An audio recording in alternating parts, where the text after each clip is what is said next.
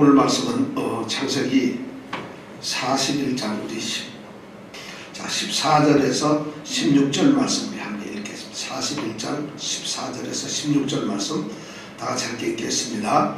이에 바로가 보내어 요셉을 부르매 그들이 급히 그를 옥에서 낸지라 요셉이 곧 수염을 깎고 그 옷을 갈아입고 바로에게 들어오니 바로가 요셉에게 이르되 내가 한 꿈을 꾸었으나 그것을 해석하는 자가 없더니 들은즉 너는 꿈을 들으면 능히 푼다더라. 요셉이 바로에게 대답하여 가로되 이는 내게 있는 것이 아니라 하나님이 바로에게 평안한 대답을 하시리이다. 요셉은 지금 감옥에 있는데 잊혀진 사람이 되었죠. 17살에 가족들에 의해서 노예로 팔려고 하는 그런 신분이 되어가지고 가족들로부터도 버려지고 잊혀진 사람이 되었어요. 참 요셉의 운명을 보면 대단합니다. 엄청나게 사랑받고 뭔가 잘 되는 것 같은데 금방 위기가 다가와요. 아버지의 사랑받고 가정에서 그렇게 정말 축복을 받던 그 요셉이 노예로 애굽에 팔려갈 줄 누가 알았겠어요. 노예로 팔려온 이 요셉이 그 주인 보디발 집에서 그렇게 인정을 받아가지고 그렇게 정말 성공할 줄 누가 알았겠어요. 그런데 그 성공도 잠시 그 아내의 참 잘못된 유혹 때문에 감옥에 처해지고 감옥에 갇히는 그런 신세가 될 줄 또 누가 알았겠어요. 참 그 삶을 보면은 참 기구한 운명의 사람인 것 같습니다. 그것도 나이 30도 안 된 이제 10대 20대 초반 되는 이런 한 청년이 그런 일을 겪고 있습니다. 지금 감옥에 있어요. 감옥에서조차도 인정을 받았어요.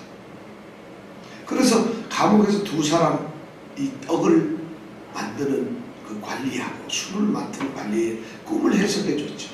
그리고 그 술 맡은 관원에게 나중에 가서 성공하면 나를 기억해 달라 했는데 그 기억조차 그 부탁조차도 묵살이 되고 만 2년 동안 그 꿈은 그 기억은 없습니다. 완전히 요셉은 어떻게 보면은 잊혀진 사람이 됩니다.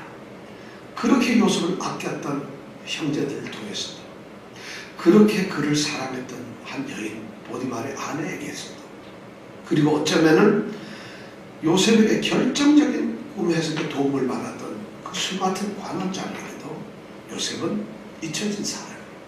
어쩌면 존재하지 않는 잊어버려진 그런 사람 보면 뭐죠? 있는데도 없는데 패스하는 거고 투명인간 같은 사람.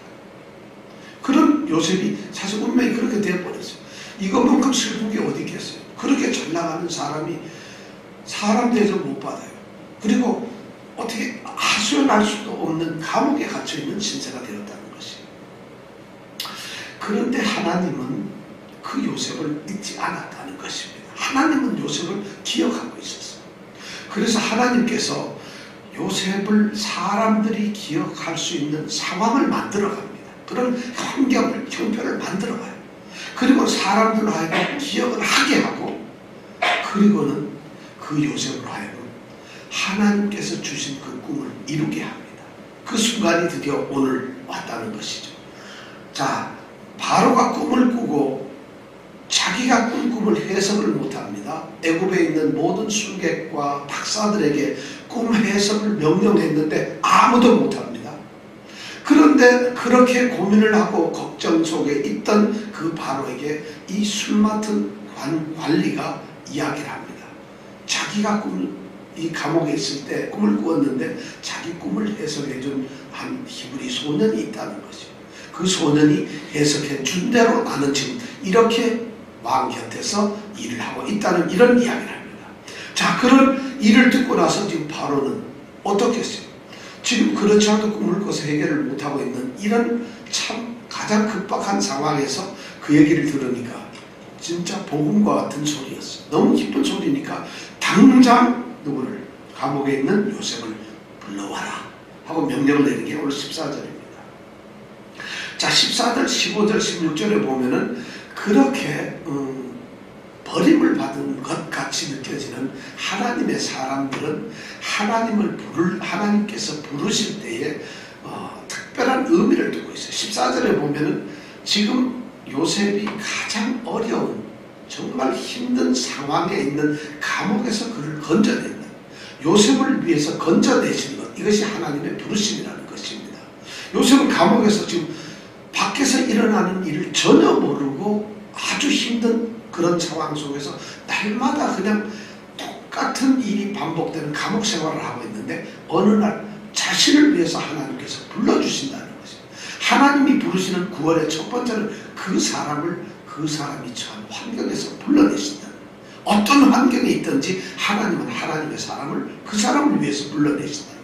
자, 그래서 14절에 보니까 요셉이 뭘 했어요? 제일 먼저 이렇게 수염을 깎았어요. 요셉은 지금 한 29살, 30살쯤 됐을 텐데 수염을 길렀어요. 요셉의 수염이 어느 정도 길었을 것 같아요, 여러분. 작년에 보면 보스턴 레드삭스에 있는 야구 선수들은 말이죠, 전부 수염을 길렀어요. 그래서 보스턴 레드삭스에 있는 야구 선수들은 수염을 안 기르면 선수가 아니었어요. 다 콧수염하고 수염을 이렇게 길러가지고 전부 다 그런 야구 선수들이 말이에요. 그것이 자기네들의 어떤 트레이드 마크처럼 그렇게 만들었어요. 바로 이 유대인들은 수염을 길러요. 왜냐하면 그것이 권위를 상징했기 때문에 그런 거예요. 그런데 지금 요셉은 히브리 유대인들 습성에 있어 수염을 길렀는데 지금 바로가 부르니까 어떻게 해야 돼요? 애굽식으로 바꿔야 되잖아요. 애굽은 말이죠, 거꾸로 머리를 다 칼로 밀어버리고 수염도 다 밀어요. 그러니까 옛날 애굽 영화에 보면 왕들이나 이런 신하들이 어떻게 얼굴을 율 선생처럼 머리를 다 밀는 게 이게 애굽의 습성. 그러니까 지금 요셉도 그런 식으로 애굽의 풍습을 따라서 애굽의 왕을 만나니까 그래서 수염도 다 깔고 단정한 용모를 갖추었어요. 그리고 옷을 갈아입었어요. 지금 현재 요셉은 무슨 옷을 입고 있어요? 죄수복을 입고 있겠죠. 그런데 갈아입는다면 무슨 옷을 입겠어요? 왕복을 입을까요? 애굽 사람들의 옷을 갈아입는. 이제 드디어 죄수에서 평면 애굽 사람이 되는 거예요. 하나님께서는 요셉을 그가 처한 환경에서 끄집어내십니다. 그리고 15절에 보니까 이제 바로를 만나러 갔는데 바로가 요셉을 보고는 이야기를 합니다. 내가 꿈을 꾸었다. 그런데 아무도 꿈을 해석하지 못한다. 그런데 내가 듣기에는 말이야, 내가 들어보니까 너는 꿈을 듣기만 하고 능히 해석을 한다 하더라 하고 말을 합니다. 자, 이건 하나님이 어떤 사람을 이 구원을 하시거나 부르실 때는 첫째는 그 사람 자신을 위해서 하나님이 부르시고, 두 번째는 그 사람을 위해서, 그 사람을 통해서 다른 어떤 사람을 위해서 구한다는 것이죠. 그러니까 자신을 위해서 하나님은 부르시고 또 그 사람의 주위에 있는 이웃을 위해서 하나님은 부르시고. 그러니까 소명이라고 하는 것은 자기 혼자만 위해서 부르는 것 절대 없어요. 하나님이 나만을 부르셨다 이런 건 있을 수가 없어요. 나를 부르신 것은 나를 그 힘든 자리에서 끄집어내시지만은 또한 다른 사람들의 건경도 살피시기 위해서 나를 부르셨다. 그래서 지금 바로가 요셉에게 말하죠. 너는 내가 들어보니까 꿈 잘 듣기만 하면 푼다며? 하고 지금 묻습니다. 이 말의 의미는 뭐냐면 네가 정말 꿈을 잘 푼다, 해석한다 이런 뜻이 아니라 조금은 뭐라고 할까요? 이 어떻게 보면 좀 약간 무시하거나 경멸하는 거야. 네가 그렇게 꿈을 잘 해석해? 내가 듣기로는 우리 관리 술 맡은 이 직원이 얘기를 하는데 너 꿈 해석 잘한다는데 정말이야? 자, 이런 질문을 하는 거예요. 사실 가만히 들어보면요. 지금 자기는 제일 급한 사람이 지금 바로예요. 자기가 꿈을 꿨는데 해석이 안 되잖아요. 그러니까 지금 대책도 없고 어떻게 해야 될지 모르는 사람인데 지푸라기라도 잡아야 되는데, 그럼에도 불구하고 여기에 지금 자기 앞에 서 있는 이 히브리 노예, 이 청년이 도대체 뭘 할 수 있겠느냐. 이 사람이 어떻게 꿈을 해석할 수 있겠냐. 그러니까 그 사람 어떻게 보면은 한번 던져보는 말입니다. 더군다나 생각을 해보세요. 바로는 애굽에 있어서 바로 이 왕은 신하고 똑같습니다. 신이에요. 그러면 신은 이 바로가 꿈을 해석을 못하고 있는데 감옥에 gat혀있는 이 히브리 노예를 갖다가 꺼내가지고 그 사람에게 꿈을 해석하도록 한다? 이거 정말 면 팔리는 일이에요. 이거 진짜 말이 안 되는 얘기죠. 이런 일이 어떻게 있을 수 있어요? 그러니까 지금 바로는 한편으로는 기대하면서 한편으로는 자신이 얼마나 비참하고 참 그렇게 참 이랬도 못한 그런 상황이에요. 그러나 그가 불림을 받았어요. 그 세 번째 15절에 보니까 16절에 보니까 요셉이 대답하죠. 자기는 이것을 어떻게 할 수 없다. 그러니까 하나님은 바로의 평안을 위해서 좋은 꿈을 해석해 줄 것이다. 이렇게 얘기를 합니다. 요셉이 이렇게 부름을 받은 것은 세 번째는 하나님의 영광을 위해서 부름을 받는 거예요. 하나님은 말이죠. 모든 지혜와 지식의 근본이 되시는 하나님인데 그 하나님이 하나님의 일을 하기 위해서 요셉에게 꿈을 해석하게 한다는 거지. 요셉이 분명히 아마 37장에 채색 옷을 입고 볕단 꿈, 해와 달과 별의 꿈을 꾸던 그 시절 같으면 요셉이 이렇게 겸손하지 않을 거라는 거죠. 하나님께서 나는 아무것도 할 수 없어. 내가 꿈을 해석하는 것은 나하고는 전혀 관계가 없는 일입니다. 나하고는 관계가 없는 일이라고 이렇게 선언을 합니다. 이 말뜻이 그겁니다.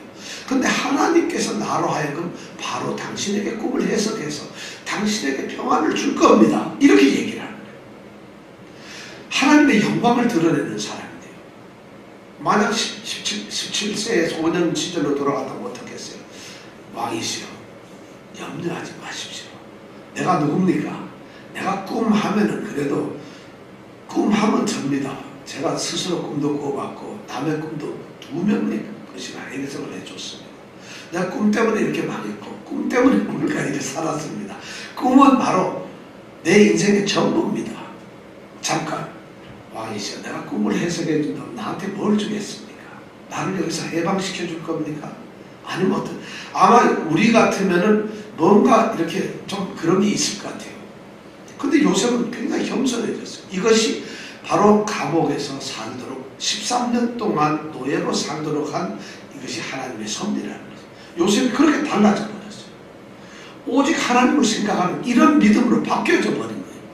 자신이 자랑할 만한데 내 능력의 손 안에서 내가 아픈 사람 누구를 고쳤고 유명한 요번에 봉사가 3월달에 뭐 누구 온다는데 자기가 무슨 귀먹은 사람 요번에 교협에서 3월 1일부터 뭐 신유 축복 은사 집회를 합니다.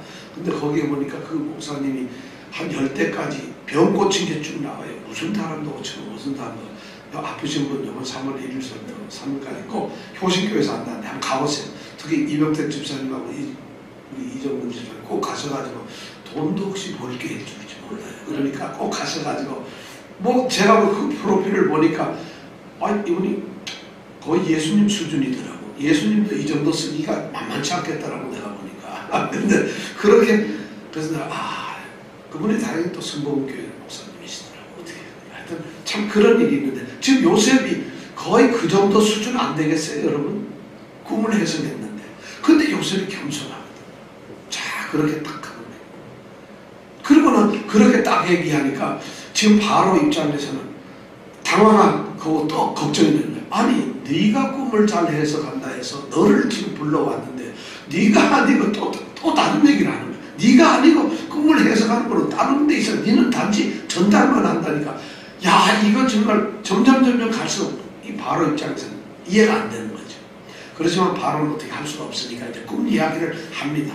25절부터 그 다음 얘기는 이제 꿈의 얘기를 쭉 하는 겁니다. 우리가 15절부터 얘기하죠. 꿈을 얘기해요. 이 17절에서 24절에 보면 바로가 자기가 꿨던 꿈 두 가지 얘기를 지금 누구에게 하느냐? 요셉에게 알려줘야 되니까. 근데 꿈 두 개가 뭐죠? 첫 번째가 뭐죠? 이건 남자님이 무슨 꿈 꿨죠? 돼지 꿈을 꿨는데 복권이 당첨됐다 이건가요?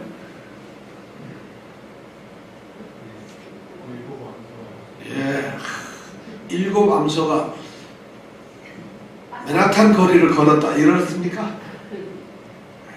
꿈을 2개를 꿨는데 한 번은 살찐 7 암소가 있는데 뼈쩍 마른 암소 7마리가 나타나서 잡아먹었다. 또 하나는 아주 토실토실하고 잘 익은 벼 이삭이 있는데 아주 메말라 빠진 비틀어진 이삭 7개가 나타나서 역시 잡아먹었다. 이런 2개의 꿈을 꿨다는 것이죠. 이거는 여러분 이 꿈을 알 필요 있으면 알아야 돼요. 왜냐하면 이게 아주 성경의 기본 지식이거든요. 바로 왕이 무슨 꿈을 꿨냐 그러면 뭐 바로가 꿈을 꿨어요? 나 모르겠네. 이러면 안 된다는 것이죠. 왜냐하면 우리가 성경을 왜 이 화요일마다 배우냐면 성경에 대한 일반 기본적인 사실을 알아야 돼요. 왜냐하면 진리는 어디에서 나오냐? 사실에서 나오는 거예요. 허구에서 나오는 게 아니라 사실에서 진리가 나오는 거예요. 그러니까 우리가 이 사실을 알아야 돼. 이것이 성경 공부예요, 사실. 그래서 제가 이 화요일 날은 구약 성경 공부를 하는 이유가 이 사실을 통해서 구약의 그런 사실은 이렇게 성경 공부를 설교를 안 하고 자세하게 해설을 해주는 이유는 사실을 바로 알자는 거예요. 그래서 거기에서 진리를 찾아내자는 거지. 그러니까 이 사실을 아는 게 너무 중요하니까 꼭 기억해 주세요. 꿈 두 개가 뭐라고요? 살찐암소가 살찐 7마리 암소, 살찐 7개의 이삭, 이렇게 얘기를 해야 돼요. 7마리가 암소인데요.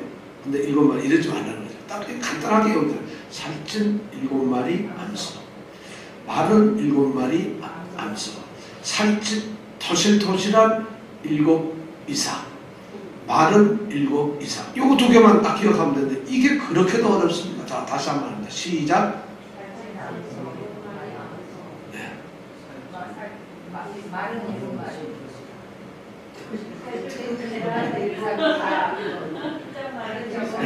그러니까 숫자는 몇 개? 숫자는 몇 개? 7개. 그리고 또 하나는 살찌고 하나는 말랐고 하나는 토실토실하고 하나는 좀 삐죽마르고 딱 두 간단하잖아요. 자, 이거를 그렇게 외우게 한다. 저 있잖아요. 그런데 살찐 염성가 이러지 말라는 거죠. 자, 이 꿈 두 개를 꼭 기억을 해주세요. 이런 꿈 얘기를 하면서 이미 이거는 박사나 술객들에게 얘기를 했던 거예요. 우리는 알고 있죠. 지난주에 이미 다 들었던 거잖아요. 근데 우리가 또 듣는, 제가 또 말씀드리는 거는 요셉은 안 들었기 때문에 우리가 또 얘기를 하는데요. 요셉은 들은 적이 없거든, 이 꿈 얘기를. 이제 요셉이 그 얘기를 들어요. 근데 여기에서 바로가 두 개를 살짝 더 못해요. 지난번 꿈 얘기한 것 말고. 애굽의 이 박사들한테 한 얘기하고 오늘 한 얘기가 두 개가 달라요, 살짝. 야, 이거 뭐가 다르냐면 첫째는 뭐냐면 내가 가만히 보니까 이 흉악하고 마른 암소들이 내가 옛날에는 보지도 못했다. 그런 것 본 적도 없는 그렇게 비좀 많은 암소들이다.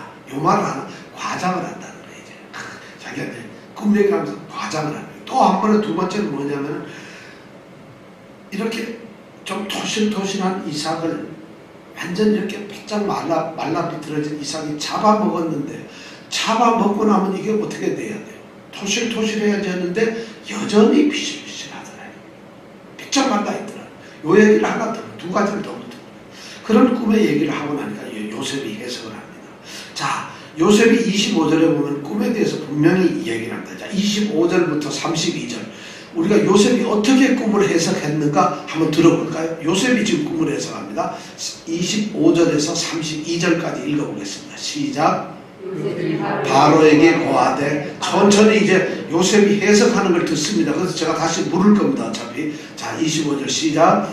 요셉이 바로에게 고하되 바로의 꿈은 하나이라. 하나님이 그 하실 일을 바로에게 보이심이니이다. 7 좋은 암소는 7회요 7 좋은 이삭도 7회니 그 꿈은 하나이라. 그 후에 올라온 파리하고 흉악한 7소는 7년이요 동풍에 말라 속이 빈 7 이삭도 7회 흉년이니 내가 바로에게 고하기를 하나님이 그 하실 일로 바로에게 보이신다 하니 이것이다.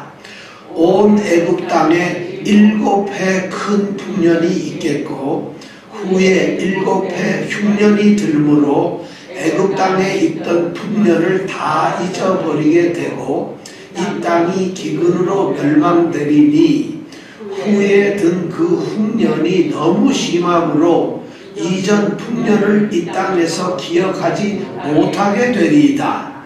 바로에게서 꿈을 2번 겹쳐 꾸신 것은 하나님이 이 일을 정하셨음이라 속히 행하시리니. 자, 이제 꿈의 해석을 여러분 다 읽었죠.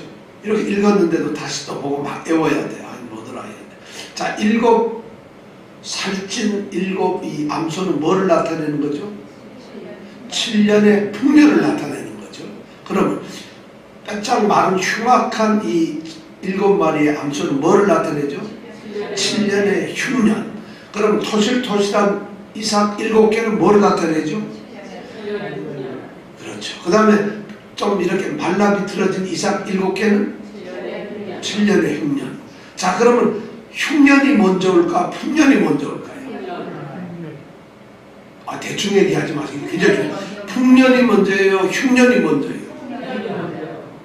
아, 그러면 여러분 풍년이 먼저 오는 게 좋아요? 흉년이 먼저 오는 게 좋아요? 그렇죠. 맞죠.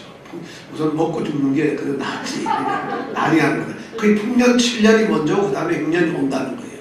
그런 꿈을 하나님이 주셨다. 근데 25절에 보니까 이게 바로가 꿈은 2개를 꿨지만 이건 꿈이 하나가 똑같다는 거예요. 지금 요셉이 해서 이건 하나입니다.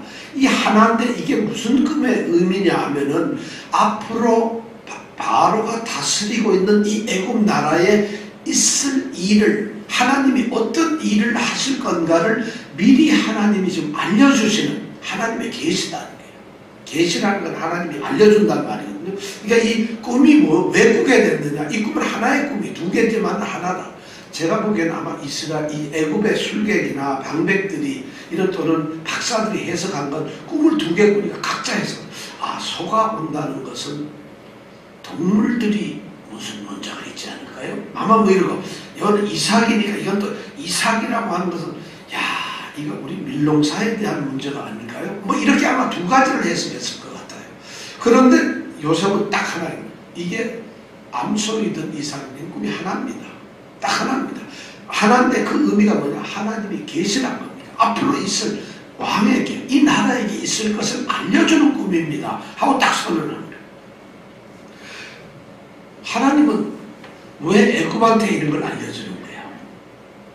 아니, 하나님은 있잖아요. 가나안에 살고 있는 이스라엘 사람들한테 알려줘야 되지. 왜 이걸 원수인 애굽한테 알려주냐? 요셉을 위해서? 그럼 하나님은 우리 대한민국을 위해서 북한에다가 한번 알려주는 게 좋으나 같은가? 여러분 어때요? 어떻게 생각해요? 여러분 하나님은 우리 남쪽에 우리 대한민국을 위해서 북한 김정은한테 막 꿈을 줘가지고 이렇게 하면 그게 좋겠어요? 안 좋겠어요? 아, 왜 대답을 안 해요? 갑자기? 왜냐하면 여기서 하나님은 섬기는 사람들이 하나님만이 아니라는 거예요. 하나님은 온 우주의 하나님이죠. 이 세상 사람들에게 모두 다 햇빛을 비춰주시고 비도 내려주고 그들이 다 먹고 살도록 해주는 하나님은 이 세상을 다스리는 하나님이지 이스라엘 사람, 예수 믿는 사람들만의 하나님이 아니라는 거예요. 하나님은 온 우주의 통치자라는 거예요. 그런데 유대인들의 가장 큰 잘못은 유대인의 하나님이라고만 생각한 거예요. 그들은 유대인들. 그래서 우리는 그 하나님의 자손들이기 때문에 이방인들을 무시했던 거예요. 개무시했어요. 사람 취급을 안 하고 개처럼 개무시를 한 거예요. 그러니까 이게 하나님으로부터 그게 너희들은 세상에서 내가 그냥 단지 뽑은 존재다. 그러니까 너희들을 통해서 그들도 너희들을 본받아서 나의 자녀가 되도록 하기 위해서 너희들은 세상의 많은 민족 중에서 내가 너희를 뽑은 거야. 그러니까 너희들은 다른 사람들도 역시 내 백성이 되도록 너희들이 그런 삶을 살아야 된다. 이게 바로 이스라엘 뽑아낸 목적이었어요. 하나님. 그런데 이스라엘 백성은 우리만 뽑았다. 그리고 너희들은 안 뽑혔다. 그러니까 모두 무시했다. 그게 하나님의 뜻에 어긋나 잘못된 것이죠. 그런 잘못된 선인 사상이 있었죠. 우리도 성도들도 마찬가지예요. 우리만 예수 잘 믿는다. 이건 안 되는 것이죠. 바로 하나님은 온 땅에 온 우주의 하나님이세요. 그런데 그 하나님께서 바로에게 꿈을 주셨다면 그 꿈을 해석하는 건 누가 또 줘야 돼요? 하나님이 주신다. 여러분 요셉이 이 꿈을 해석하기 위해서 어떤 지식적인 공부를 했을까요? 아니면 꿈을 해석하기 위해서 훈련을 받았을까요? 아니면 인터넷에서 꿈의 해석 이래놓고 꿈에 이런 보면서 인터넷에서 공부를 했을까요? 요셉은 꿈에 대해서 공부를 한 적 하나도 없을 거예요. 해석을 연구한 적도 없고 요셉이 그렇다고 감옥에 있는 게 무슨 책을 읽어요. 노예를 붙잡혀 왔는데 아무것도 꿈의 해석에 대한 지식도 하나도 없어요. 그렇다면 요셉이 꿈을 해석할 수 있는 것은 개인의 능력이 아니라 하나님이 주신 은사예요. 전적으로 은사예요. 요셉에게는. 그렇지 않아요? 그렇지만 요셉은 꿈을 해석하기 위해서 아마 해석하기 전에는 하나님께 기도를 했을 겁니다. 그렇겠죠? 하나님, 요 하나님, 약속의 하나님, 이제 하나님께서 나를 부르시고 이런 일을 맡기시는데 제게 지혜를 주셔서 하나님의 뜻이 무엇인지 분별하게 해야 돼요. 꼭 골로새서 1장에는 우리 지난주에 배웠던 기도 말씀대로 나로 하여금 모든 신령한 지혜와 총명에 하나님의 뜻을 아는 것을 채우게 하여 주시옵소서. 아마 요 기도를 했을 것 같다는 거예요. 그러니까 그 기도 다음 주에 외워야 됩니다. 기억하세요. 자, 그런 기도를 아마 했을 거라는 거예요. 그래서 이제 개설을 합니다. 자, 그렇게 해가지고 7년, 6년, 7년, 8년 이런 해석을 내리는 거예요. 자, 그러면서 이제 이 요셉이 굉장히 또 중요한 얘기를 합니다. 32절에 보면 하나님께서 왜 두 개의 꿈을 꾸게 했을까? 앞꿈, 황소꿈, 암소꿈 하나만 꾸면 충분하잖아요. 근데 이삭꿈은 왜 꾸게 했을까? 아니면 이삭꿈만 꾸면 될 텐데 왜 암소꿈도 꾸게 했을까? 두 개의 꿈을 꾸게 했을까? 왜 그랬을까요? 32절에 보면은 분명히 그 의미가 나와 있는데 빨리 찾아봐야죠. 시작.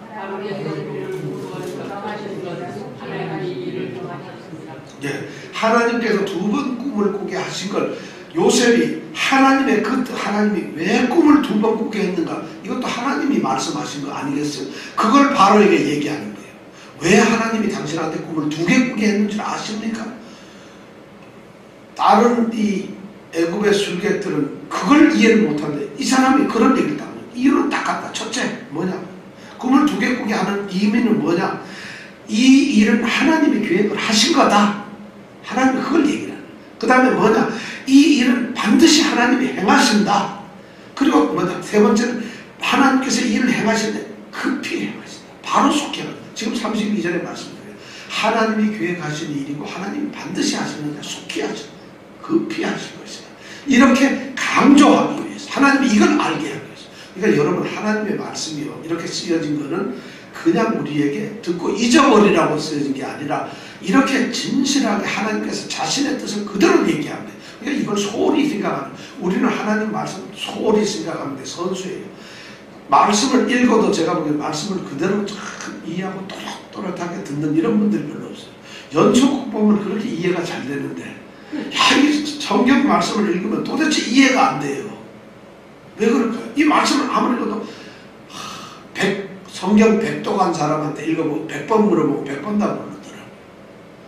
왜냐면 성경 말씀을 그러니까 이해를 못하는데 지금 요셉이 이 32절에 그런 얘기를 하는 것은 그럼 두 번 꾸신 이유가 뭔지 아세요? 하고 딱 물어보는 게 이게 바로 똑바로 아세요. 하나님의 뜻을 알라는 거예요.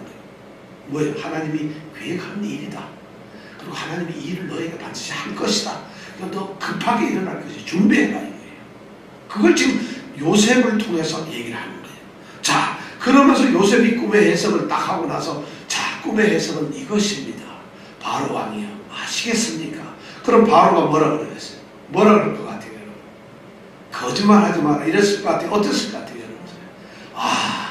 정말 꿈 해석 기똥차다.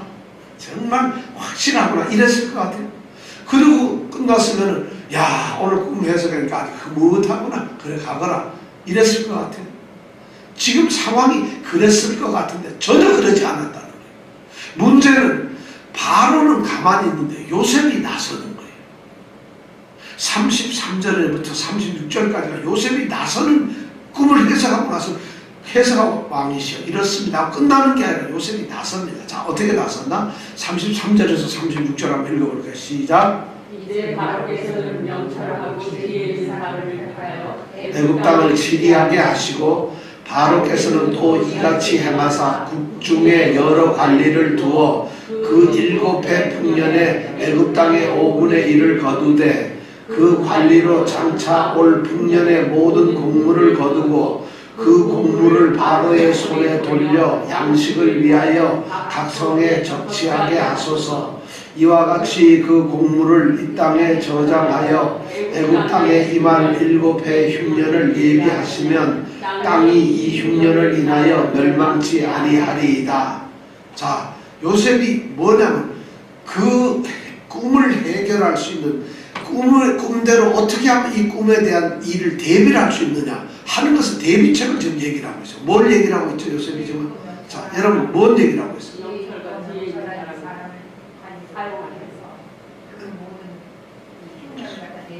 그 모든 흉년을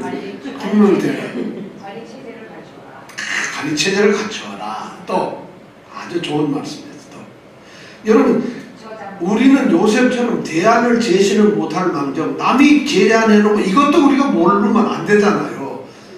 그죠? 자, 뭐예요? 한번 얘기해 보세요. 자, 또 뭘 얘기를 했어요? 요셉이 대안한 제시가 뭐예요? 집을 저장하라. 흉년을 대비하라. 그렇게 바로에게 만약 요셉이 얘기했으면, 네? 그 바로 죽었어요. 그러니까 우리가 그러니까 성경 말씀을 우리가 굉장히 꼼꼼하게 해야 합니다. 지금 여기 보면 중요한 3가지가 있어요.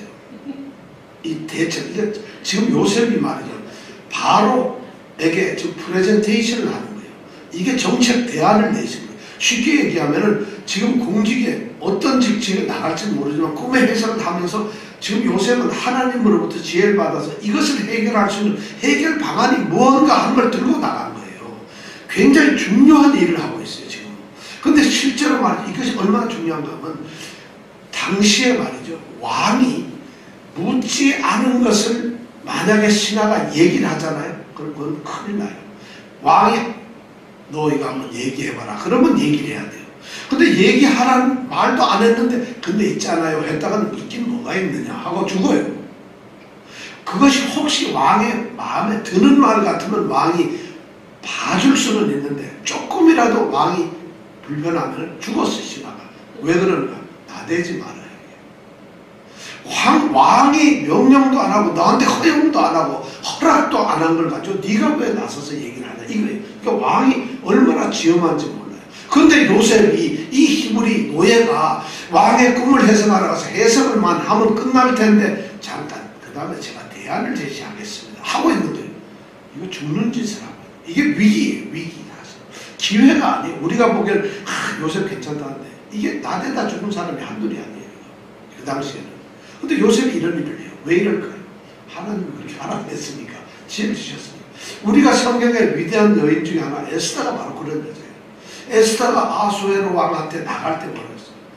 가서 너 이 민족들이 지금 하만이 우리를 죽이려고 하는데 장대 높이 달아놓고 죽이려는데 모르드게가 우리 민족 죽으면 어떡하느냐. 이때를 위해서 네가 왕비가 됐는데 나가서 얘기를 해라. 법은 왕을 부르지 않으면 난 나갈 수가 없습니다. 왕이 안 부른다 나가야 될 거 아니야. 우리 민족이 다 죽게 됐다 지금. 이 하만에 의해서 몰살이 되게 돼 있는데 민족의 이 위기 앞에서 네가 어떻게 왕비가 돼서 가만히 있을 수 있느냐. 왕이 부르시지 않으면 나갈 수가 없습니다. 그때 이 에스더가 뭐예요? 삼촌 3일 동안 기도하세요. 온 백성 모아놓고 나도 3일 동안 기도할게요. 그리고 3일 기도한 다음에 딱 나와요. 죽으면 죽으리다. 왕이 나를 죽인다면 난 죽겠습니다. 죽으면 죽으리다 하고 나가는 말. 그 말이 그렇게 유명한 말이에요. 기억나세요 여러분? 모르겠는데 난 에스더가 목사님 딸 애 이름인 줄 알았지 에스더 그런 것까지는 몰랐네요. 우리 에스더 이거 공부 다 했습니다. 전에. 그리고 성경 공부 굉장히 많이 했어요. 바로 그렇게 죽으면 죽으려다는 그런 정신에 지금 요셉이 이런 얘기를 하는 것은 사실 굉장한 위기 상황인데 얘기를 해요. 그러면서 대안 정책 제안을 3가지를 딱 얘기를 하는데 첫 번째가 뭐냐면 이 일을 총괄할 수 있는 총책임자를 하나 임명을 해라. 이게 첫 번째예요. 이걸 그냥 중구난방으로 하는 게 아니라 이 일을 잘 할 수 있는 사람을 하나 세워라는 거예요. 그러니까 총괄할 수 있는 총괄 책임자를 하나 세워라. 그러니까 그래도 조직을 만들어. 그 다음에 두 번째가 뭐냐면 그 총괄 책임자 밑에 각 지역을 담당하는 감독 책임자를 세워라. 그래서 이 총괄 책임자를 모필하도록 해라. 이게 33절, 34절에 있는 말씀이에요. 여러분 이런 생각 하셨어요? 이거 다 읽고 다 알았습니까 여러분? 이게 참 쉽지 않아요. 그러니까 총책임자를 세우고 그를 보완할 수, 보필하는 지역 책임자를 각 성마다 둬서 한 명씩 둬라. 그렇게. 그 다음에 세 번째, 이건 이제 조직을 그렇게 갖춰라. 정부 조직을 만들어라. 이거예요. 그 다음에 세 번째가 뭐냐면, 그럼 그 사람들이 무슨 일을 할 거냐. 무슨 일을 해야 되는 거야. 조직만 만들고, 조직을 이렇게 만드십시오. 그러면, 그래서 어쩌란 말이야. 그러면 안 되잖아요. 그럼 무슨 일을 해야 될 건가를 오늘 또 얘기하는 거예요. 뭐냐면, 자, 7년 동안 풍년이 든다. 이 풍년은 엄청난 대풍이 그냥 풍년이 아니라 하나님이 말씀하는 엄청난 풍년이에요. 그럼 이 풍년이 드는 7년 동안에 매년 거두어들이는 소출의 5분의 1을, 5분의 1이면 몇 프로죠? 네? 50%. 자, 몇 프로죠? 5분의 1이면 20%네요. 20%. 그러니까 소득의 5분의 1인 20%를 저축을 하라는 거예요. 다 세금으로 징수하라는 거예요. 그렇게 모아두세요. 그럼 7년 동안 거두면 몇 프로가 되나요? 야, 이거 요새는 산수도 굉장히 잘한 것 같아. 우리처럼 이렇게 산수하면 바로한테 당장 받아. 50%, 100%. 그렇다고는 그냥 바로 묻지. 저는 공장 쳐라 이러는데. 그러니까 이 성경 말씀이 얼마나 어려운 건 지금 이병택 집사님이 웃으셨어요. 지금. 이런 걸 계산 못하니까 장사를 할 수 있나 이런 거예요. 자, 5분의 1을 거두라는 거예요. 근데 그냥 거두라는 게 아니에요. 여기서 또 중요한 건 뭐냐면 그걸 거둬가지고 어디다 놓을 거예요. 거둬가지고 어떻게 할 거냐 이거야. 왜냐면 7년 동안 보관을 해야 될 거 아니에요. 6년, 5년, 4년, 3년 보관해서 나머지 7년 동안 줘야 되는 거 아니에요. 그럼 어디서 보관해요? 그거를 바로가 살고 있는 왕궁으로 가져와야 되는 거? 그게 아니라 각 성에 관리를 뒀으니까 각 성에다가 보관 창고를 만든다. 거기에다 20%를 보고. 왜냐면 그래야지 나중에 배급을 하거나 보급을 할 때 즉시 할 수 있잖아요. 애국 땅이 얼마나 넓은데 그걸 다 한 군데 하지 말라. 지금 요셉이 굉장히 치밀한 작전을 지금 이 계획을 얘기하는 거예요. 내가 바로라 해도 꿈 해석뿐만 아니라 이렇게 확실한 대안을 제시하는 사람이 세상에 어디 있겠어요. 그러니까 이런 딱 해석을 하니까 바로하고 그 다음에 이 사람이 들으면 얼마나 감동이에요. 이거 뭐 꼼짝 없어요. 지금 바로가 요셉의 얘기를 듣고 요셉이 제시하는 이 정책 대안은 말이죠. 선택사항이 아니고 필수사항. 선택 안 할 수가 없어요. 꼼짝없이 그대로 할 수밖에 없는 거예요. 하나님 그렇게 만들어 놓은 거예요. 왜냐하면 꿈도 해석도 참 힘들지만 그 꿈을 완벽하게 대비를 할 수 있는 유일한 방법이 이거밖에 없다는 거예요. 그러니까 바로는 어떻게 해요? 안 할 수가 없는 것이죠. 그러니까 37절에 보니까 이제 바로와 이 사람들이 전부 다 바로도 정말 좋다. 그 다음에 신하들도 참 좋습니다. 하고 받아들이는 거예요. 전부 다. 그렇게 받아들여가지고 정말 이 요셉이 한 그 프레젠테이션이 아주 완벽하게 이미 어디서 마치 이런 것을 알고서 준비한 것처럼 탁 하니까 왕도 신하들도 다 놀라버리고 말이에요. 그러면 히브리 이 노예인데 그 소년이 하는 얘기를 온 천지가 다 놀래버리는 거예요. 그죠? 왕이 사실 그런 거 들을만 하겠어요. 신하들이 애굽이 대제국의 신하들이 그 히브리 노예 말을 듣겠어요. 예를 들어서 지금 트럼프 대통령이 뭘 얘기하는데 내가 뭐 얘기하면 내 말 듣겠어요. 사실은 여러분 생각 어때요? 들을 것 같아요? 안 들을 것 같아요? 야, 정답입니다. 안 들었다 큰일 나. 이렇게 사실 요셉의 얘기를 들을 수가 없는 상황인데 바로나 신하들 꼼짝없이 들어요. 그러니까 38절에 보니까 바로가 뭐라고 그래요? 38절 읽어볼까요? 시작. 바로가 신하에게 이르되 이와 같이 하나님의 감동한 사람을 우리가 어떻게 얻을 수 있을까? 자, 멋있는 하나님의 영감, 하나님의 영에 감동된 사람, 이 사람을 우리가 어디서 찾겠냐, 이런 사람을. 야, 여러분 바로처럼 믿음이 있길 바랍니다. 우리는 있잖아요, 이런 믿음 못 가져요. 이렇게 귀한 성경 말씀 이러도 지금 뭔 소리 하는 거예요? 지금 잘 이해도 안 돼. 이러고 있는데 바로는 말이죠. 이게 바로는 자신의 문제잖아요. 자기가 꿈을 해석해야 되는데 그걸 해석해주고 지금 해결점을 찾아주니까 얼마나 깊어요. 우리는 이게 내일이 아니니까 그래요. 여러분 막 당장 100불 생기는 일이라면 정신이 바짝 들어요. 금방 해석할 거예요. 바로 이런 바로가 그러니까 엄청난 고백을 이런 사람 이 하나님의 영에 감동돼 하나님의 영이 함께하고 있다는 요새 말로 하면 뭐예요? 성령 충만한 사람. 이런 성령 충만한 사람이 어디 있겠느냐? 어디에 이 세상에 있겠느냐? 히브리 이 노예를 보고 하는 소리예요. 성경에 하나님의 영에 감동된 사람이라는 말이 처음 나옵니다. 바로 여기. 그 처음 이 말을 듣는 사람이 누구라고요? 누구요? 요셉이라는 사람. 저는 여러분들이 요셉과 같은 사람이 되기를 원합니다. 정말 대단한 거. 요셉 이 말을 듣는 거. 그것도 집사님, 권사님들을 통해서 그런 얘기를 듣는 게 아니라 누구한테 듣는 거예요? 이방인 왕을 통해서 듣는 거예요. 야, 대단한 말이에요. 그러니까 어떻게 딴 데서 무슨 뭐 명철하고 지혜 있는 사람 찾을 필요가 있어요, 없어요? 이미 하나님은 그 마음을 진짜 하나님 영에 감동된 사람은 어쩌면 바로일지 몰라요. 꼼짝 못하는 거지. 아이 요셉도 대단하지만 바로가 다른 방법이 없잖아요. 어메 이거 어쩔 것이요. 바로 그 자리에서 뭐가 되냐면 40절에 보면은 40절 41절에 바로 총리가 임명을 해요. 그 자리에서 네가 총리다. 애굽의 전 땅을 네가 총리해라. 네가 총리다가 아니라 총리해라. 전부 다 네가 관리를 해라.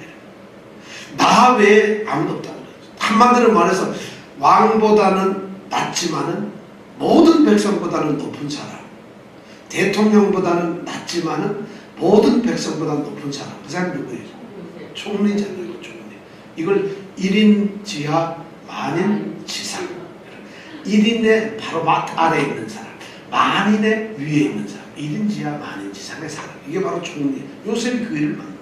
자, 그렇게 딱 하고 임명을 딱 하고 나서 그 다음에 임명식을 합니다. 42절에 보면 어떻게 임명식 하는가 한번 읽어볼게요. 42절 시작. 자기의 인장 반지를 빼어 요셉의 손에 끼우고 그에게 세마포 옷을 입고 사사의 몸에 걸고. 자, 제일 처음에 자기 손에 있는 뭐예요? 인장 반지를 빼서 요셉의 어떻게? 손에 끼워. 인장 반지라는 건 뭐예요? 왕의 칙령이나 명령을 내고 나서 할 때 왕의 명령을 대신해서 이건 왕의 명령이다 하고 딱 찍는 옥새와 같은 도장이에요. 도장을 주는 거예요. 이제 임명을 하는 거죠. 너는 이제부터 총리니까 이 도장을 가지고 있어서 인장 반지를 줘. 그 다음에 뭘 줘요? 세마포 옷을 입혀요. 세마포 옷이라는 거 이게 유명한 애굽에서 나오는 옷인데 이게 나중에는 이스라엘로도 넘어가서 이스라엘로 모세 때는 성막이나 제사장 옷을 만들 때 세마포로 만드셨어요. 예수님께서 돌아가셔가지고 무덤에 갇혔을 때 뭘 해요? 세마포로. 이 세마포는 굉장히 고귀한 것이 다시 말해서 뭐냐면 관복을 입혀주는 거예요. 애굽의 총리가 됐으니까 옥새와 같은 도장을 주고 그 다음에 관복을 입혀요. 총리인데 그냥 평복 헐렁하게 입고 나가면 되겠어요? 그러니까 세마포 관복을 입히는 거예요. 그 다음에 뭘 내세요? 금사슬, 금목걸이를 딱 주는 거예요. 이 금목걸이는 뭐냐면은 일종의 바로 자기 신분 증명서예요. 요즘에 우리 드라마 뭐 회사에 들어갈 때 뭐예요? 목걸이가 뭘 메고 다니죠? 딱 찍고 들어가잖아요. 금사슬이라는 게 바로 그런 거라는 거예요. 이게 요새 뭐 새로 하는 것 같지만 다 옛날에 있던 거다 이게요. 옛날에 다 이미 이런 거 했던 거. 그 금사슬 딱 메고 가면 저분이 왕에 딱 들어가면 그게 자기 증명이라는 거예요.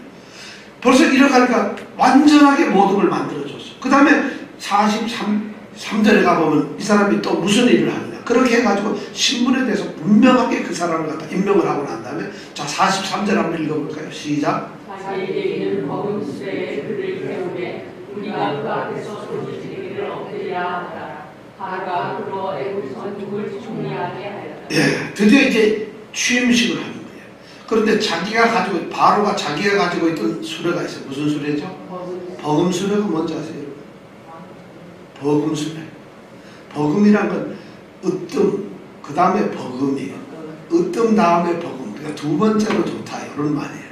으뜸이다 이건 첫 번째고 버금 간다. 버금 간다는 건 거의 두 번째다 이런 말. 그러니까 왕의 이 수레가 아닌 그 다음 화려하고 한 그런 수레를 줘도 왜냐하면 총리니까. 다시 말해서 관용차 리무진을 제공한 거예요. 아, 왜 그러세요? 그렇지 않겠죠? 버금 수레를 자기 리무진 너는 이 관용차 이 차를 써라 하고 딱 내주는 거예요. 그러니까 그 차를 딱 타고 가죠. 자, 그 차를 타고 가는데 그냥 딱 타고 가는 게 아니라 그 다음 뭐라고 돼 있어요? 사람들 앞에서 뭐라고 그래요? 소리를 지르면서 뭐라 그러죠? 엎드려라. 그렇죠. 물러거라, 물러거라 하는 거죠. 그죠? 야, 이 애국도 역시 우리나라랑 좀 비슷한 습관이 있죠.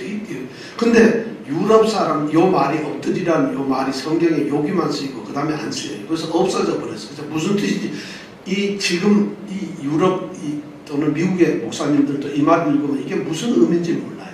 쉽게 해서 왜 술에 타고 왔는데 앞에서 엎드려라 이런 소리를 했을까? 이게 무슨 의미인지 몰라요. 근데 우리는 다 알아요. 왜냐면 연속극을 많이 보니까. 우리는 옛날 연속극 보면 뭐예요? 건우가 없느냐? 뭐 다 그러죠. 괜히 문 열고 들어가면 되는데 꼭 한마디에 뭐라 그러죠? 그렇죠. 그죠? 괜히 건우가 없느냐? 없기는 뭐 다 알고 왔는데도. 그죠? 이게 뭐냐면 우리 습성입니다. 근데 이 애국도 그런 게 있습니다. 그러니까 총리로 이게 지금 리무진을 타고 가면 앞에서 참 무서운 게 좀 엎드려라. 그럼 전부 다 엎드려요. 근데 외국 사람들은 그러질 않았던가. 그게 뭔 말인지 몰라요. 자, 이렇게 해서 완전히 임명을 하고 44절에 가서는 드디어 내가 바로인데 이 사람의 명령을 어긴다 죽는다는 거죠. 그럼 이 사람이 만약 손이라도 까딱해라 명령하지 않았는데도 까딱하면 그건 죽일 것이다. 야, 그러니까 완전히 전권을 입는 거예요. 드디어 우리의 사랑하는 요셉은 뭐가 됐어요? 총리가 됐어요. 야, 13년에 이 파란만장한 노예 생활에서 총리가 됐어요. 여러분 총리 되고 싶으세요? 근데 이렇게 총리만 된 게 아니라 문제는 이 바로가 굉장히 용의주도한 사람이에요. 자, 이렇게 총리가 됐는데 사람들이 야, 이번에 총리 새로 왔대. 누구야? 그랬더니 30살이래. 30살. 아, 그럼 어리네. 근데 어디 출신이야? 어디? 아, 노예야, 노예. 히브리. 종으로 붙잡았던 놈이야. 여러분 그런 말이 되겠어 안 되겠어요? 그러니까 지금 45절에서 57절에 보면 요셉에게 거기에 합당한 일을 시켜요. 무슨 일을 시켜? 먼저 결혼을 시켜요. 이름을 바꿔야 돼.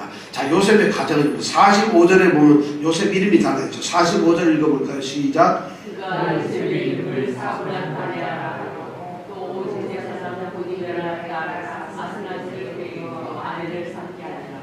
요셉이 나에게 온 땅을 예, 요셉에게 먼저 이름을 줘요. 왜냐하면 요셉은 어디 히브리 이름인데 히브리 이름으로 하면 안 되잖아요. 총리니까. 그러니까 이 애굽의 이름으로 했어요. 뭐라고 바꿨다고요? 뭐라고요? 사브란 바네아.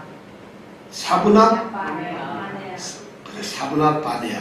사브낫 바네아. 이게 무슨 말일까요? 사브낫.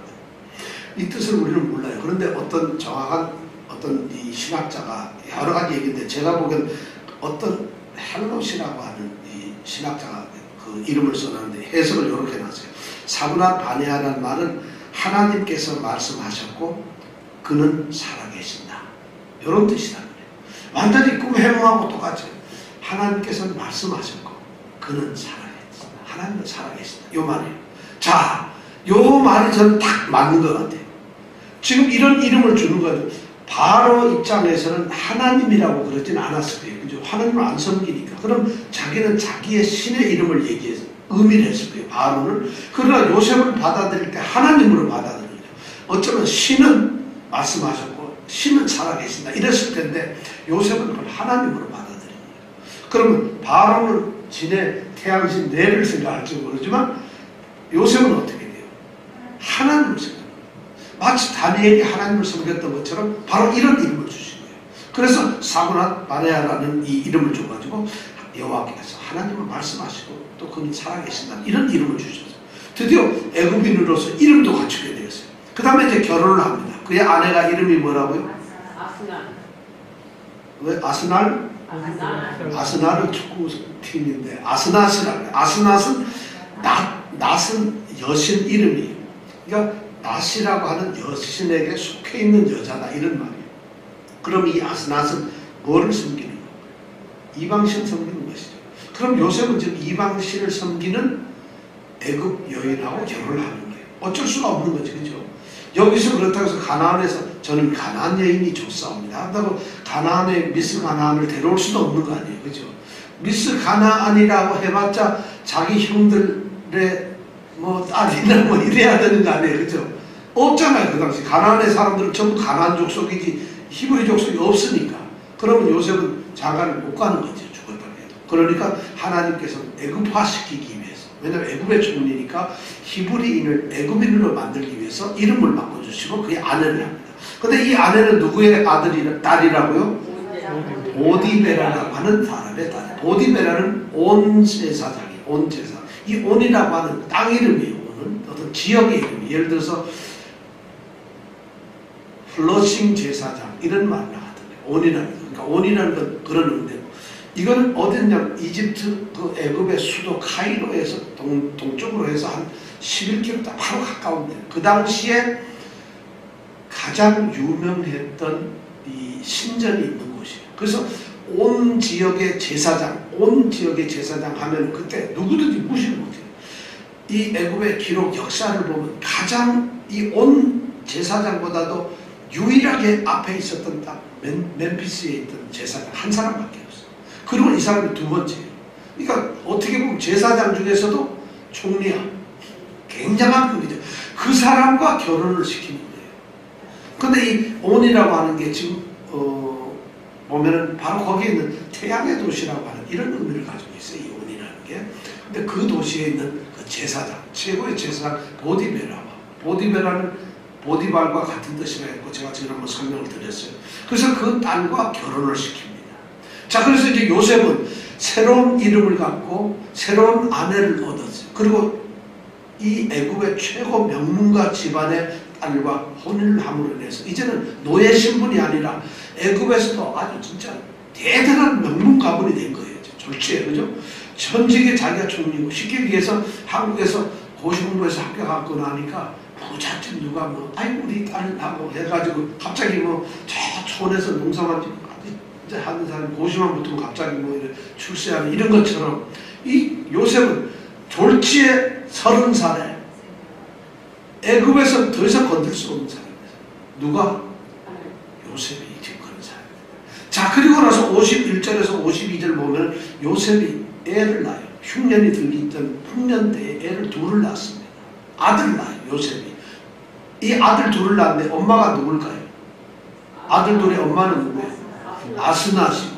그럼 이 아들들의 아버지 이름은 뭘까요? 요셉이라고 했다 혼나요. 학교 입학도 못해요. 거기서. 예. 아버지 이름이 뭐예요? 사브나 바네아와 아스나 사이에 아들 둘이 태어났는데 이 아들들 이름도 뭘까요? 히브리 이름이죠. 첫 번째 아들 이름이 51절에 보니까 51절 다 같이 읽어볼까요? 시작. 자, 양자의 이름을 문하세라 했는데 문하세가 무슨 뜻이냐? 읽고 그 다음에 보세요. 하나님이 나고 나의 모든 고난과 나의 아내의 온 진실을 잊어버리게 하셨다. 네, 잊어버림. 문하세란 말은 잊어버렸다. 하나님이 나로 하여금 이 고난, 여기 왔던 애굽의 모든 고난과 그 다음에 내가 형들하고 살았던 그 당시의 모든 고난 다 잊어버렸다. 이제 다 끝났다는, 그 고통의 세월이 이제 끝났다는 이런 의미에서 이름을 뭐라고? 문하세. 여러분들 인생에도 문하세가 있길 바랍니다. 그 다음에 둘째 아들 이름을 뭐라 했냐? 52절에 볼까요? 시작. 자, 에브라임이라고 하는 아들 중에 그 사람의 뜻은 뭘까요? 네, 에브라임이란 말은 곱절의 번성이라, 곱절의 축복이라는 거예요. 곱백이 축복을 받았다는 거예요. 번성. 이 에브라임, 이름 좋죠. 그러니까 뭐냐? 문하세를 통해서 모든 괴로움을 잊어버리게 되고 에브라임을 통해서 애굽에서 이렇게 하나님은 내게 축복을 하셨다는 거예요. 그것도 곱절의 축복을 했다. 여러분, 그러니까 에브라임과 문하세가 얼마나 대단한 이름인지 알겠죠. 이 사람들은 요셉의 아들이지만 결국 이 사람들이 나중에 뭐가 돼요? 지파가 되죠. 다 요셉 대신에 주 지파가 들어가요. 문하세도 한 지파가 되고 원래는 형제 12이면 요셉만 지파를 가져야 되는데 문하세도 들어가고 에브라임도 들어가고 그래요. 이 대단한 일이 벌어지는 거죠. 우리가 여호수아가 바로 이 에브라임 지파 사람, 대단한 사람입니다. 그리고 여호수아가 결국은 가나안을 정복하는데 에브라임 지파가 앞섰던 거예요. 대단한 지파의 사람이에요. 자, 그리고 요셉은 이제 자기 꿈을 해석한 대로 전국을 돌아다니면서 이제 그런 자기가 계획했던 그 일을 다 끝내요. 그런데 과연 7년 딱 지나니까 그 흉년이던 7년이 흉년 들었던 7년이 흉년이 되면서 먹을 게 없어지니까 막 백성들이 난리가 나는 거예요. 그래서 그 백성들에게 나눠주고, 문제는 거기만 문제가 아니라 이웃의 사람, 애굽 주변에 있는 나라 사람들이 더 걱정이, 거기도 똑같이 흉년이 왔거든요. 근데 거기는 대비를 못했으니까 먹을 게 없으니까 어떻게 돼요? 이웃 나라에서 천상 뻗어가 애굽으로 와야 되죠. 이 얘기를 57절에 기록을 하고 있어요. 왜 그랬을까? 42장에 가면 드디어 가나안 땅에 살고 있는 아버지와 형들도 먹을 게 없는 거예요. 그럼 뭐 해야 돼? 먹을 걸 사러 어디로 와야 되겠어요? 애굽으로 와. 요 얘기를 하기 위해서 57절에 살짝 그걸 암시하고 있는 거예요. 이웃 나라에서도 먹을 것을 구하려 애굽에 왔더라. 그럼 42장에 딱 들어가면 과연 아니나 다를까 총알같이 음식을 먹을 걸 구하러 온다는 것이에요. 자, 그럼 우리가 딱 하나만 알아요. 30, 노예생활 13년 30세에 총리가 된 이 요셉이 말이죠. 요셉이 총리가 된 정도로 요셉의 뛰어난 점이 여러분 뭐라고 생각하세요? 지금 우리가 요셉에 대해서 몇 시간 배웠잖아요. 여러분이 졸지 않고 잘 들었으면 요셉은 어떤 사람이야? 야, 나도 요셉과 같은 사람이 돼야 되겠구나. 아니면 성경을 이걸 듣고 그냥 흘려보내면 안 되죠. 여러분 요셉처럼 되려면 요셉은 어떤 사람인 것 같아요? 불평을 안 했다. 자, 하나씩만 얘기해요. 요셉은 정말 불평을 안 했어요. 왜냐면 노예로 팔려갔는데도 이거 맛대가리도 없다. 이거 짬뽕 이거 오늘 국물 짜서 이거 너무 매워서 못 먹겠어. 아, 오늘 날씨가 왜 비가 와? 이거 주일날인데 비가 오면 어떻게 해요? 그럼 교회 안 나오는 거야? 비 오면 교회 안 가는 거야? 비는 누가 주시는 거야? 근데 비가 오는데 교회 안 나가? 이게 희한 말도 안 되는 불평하지 마세요. 요셉은 불평하지 않았다. 또 한 번 얘기해. 다른 사람. 아, 다른 사람 누구야? 유혹을 잘 물리쳤다. 이거 중요한 얘기. 요셉이 무슨 유혹을 물리쳤죠? 그렇죠. 미스 애굽이 꼬시는데 그걸 이겼다는 거예요. 대단한 거잖아요. 유혹, 돈의 유혹, 명의 시간의 유혹, 좀 게을러서 잠도 자고 싶고 좀 쉬고 싶고 이런 유혹, 모든 유혹을 요셉은 이기는 거예요. 요셉은 유혹을 이길 줄 안다. 자, 또 그 다음에 한 명씩 다 얘기해야 돼요. 이정근 집사님 빨리 얘기하세요. 정말. 자, 세 번째 뭐가 있어요? 요셉이 뛰어요. 아니, 그런 건 뭐 너무 막연하게 하지 말고 겸손했다. 그죠? 나중에는 감옥살이 와가지고 꿈을 해석을 할 때 굉장히 겸손했어요. 다음에 또 뭐가 있어요? 자기가 맡겨진 일에 성실했다. 자기가 맡긴 게 그게 사실 깜빵에서 일하는 게 뭐 대단해. 근데 성실하니까 인정을 받는 거예요. 노예로 잡혀가는데 뭐가 기쁠 일이겠어요. 그런데 노예 생활에 성실하니까 보디발이 가정총무를 시키는 거예요. 여러분 사소한 일에 성실하지 않으면 절대 안 되는 거예요. 이거 뭐 이런 일을 대충 해도 되고 큰 일만 내게 주옵소서. 성경은 작은 일에 내가 충성하였으니 큰 일로 내가 갚으리라. 근데 우리는 맞죠. 어쨌든 큰 일만 주여 하나님의 위대한 일을 내게 맡겨주세요. 하나님 속으로 웃으세요. 네 제비가 위대한 것하고 니는 맡길 수도 없는 거다. 작은 일에 충성하세요. 굉장히 성실해요. 자, 또 뭐가 있었어요? 요셉은 자기의 꿈이 분명했어요. 하나님이 자기에게 주신 꿈에 대해서 잊어버린 적이 없어요. 왜냐하면 자기가 해와 달과 별의 꿈, 볕단의 꿈을 가지고 꿨잖아요. 그건 자기가 꾼 게 아니라 내가 이렇게 해야지 하고 꾼 게 아니라 하나님이 너는 이렇게 될 것이다. 내가 너를 이렇게 만들 것이다. 꿈을 가졌어요. 그 꿈을 한 번도 잃은 적이 없어요. 여러분 웬만하면 감방에 있으면 잊어버려요. 노예로 가면 잊어버릴 수밖에. 먹고 사는 게 바빠 죽겠는데 내가 지금 당장 오늘 일하고 이렇게 하니 몸도 피곤 이런 게 죽겠는데 무슨 성도로서의 신분, 내가 무슨 집사로서 내가 교회 나간 것만 해도 대단하지. 나한테 좀 놔두세요. 요새는 그렇게 하지 않아요. 자기 신분, 자기 꿈에 대한 분명한 의식이 있었다. 대단한 사람이잖아요. 그런데 요셉에게서 이런 좋은 점이 너무 많은데 실제로 요셉에게 있어서 가장 뛰어난 점은 뭐냐면 39장 2절에 나오는 말씀이에요. 39장 2절에 나오는 39장 1, 2, 3, 4절에 나오는 말씀은 무슨 말이에요? 여호와께서 요셉과 함께 하심으로 그가 형통한 자가 되었더라. 우리 주변에 형통적이 성실한 사람 많아요. 참 진짜 겸손한 사람 많고 열심히 일하는 사람 많고 작은 일에 불평 안 하는 사람 많고 엄청나게 많아요. 그러나 하나님이 함께 하시지 않으면 이런 일이 없어요. 실제 요셉이 우리가 그렇게 얘기를 하지만 성경은 그런 문제에 대해서 한마디도 쓰질 않아요. 요셉이 감옥에서 무슨 일을 어떻게 열심히 했는지 기록한 게 하나도 없어요.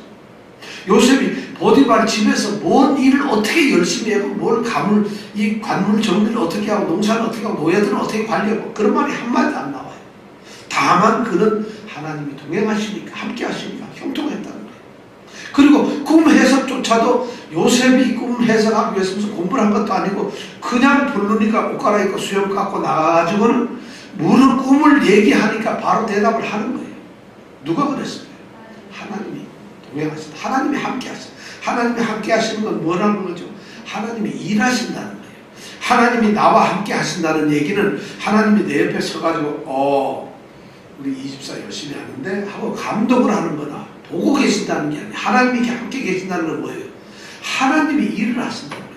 내가 지금 운전을 하고 있다면 하나님이 옆에 계신다는 건 뭐예요? 함께 하신다는 건 하나님이 운전이야. 길 그쪽에 사고 나니까 저기 위험한 게 있으면 그걸 하나님 미리 막아주시고 뒤에서 과속으로 달려오는 사람이 있으면 하나님이 그 사람한테 너 빨리 달리지 마.